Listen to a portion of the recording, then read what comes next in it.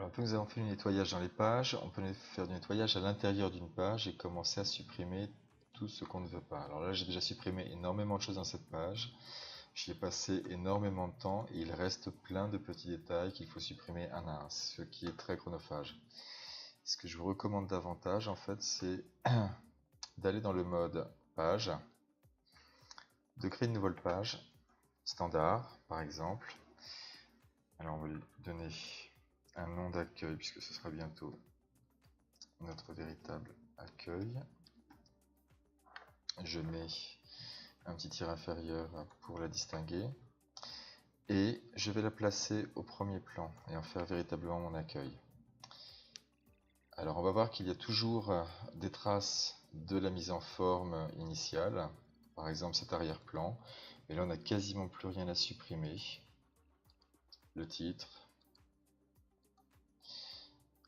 titre que l'on voit ici est incrusté dans la photo, il suffira juste de modifier la photo, et si on regarde attentivement, on va s'apercevoir qu'il n'y a plus rien dans le bas de la page, alors que la page d'accueil originale était initialement relativement longue, et même en ayant supprimé des choses, il reste encore pas mal de petits éléments à supprimer pour se l'approprier. Donc je reviens à ma page. Ici, je vais choisir de modifier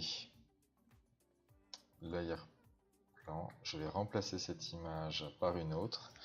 Et là, très simplement, alors je peux faire glisser une photo, une image, ou aller en chercher une dans mon ordinateur.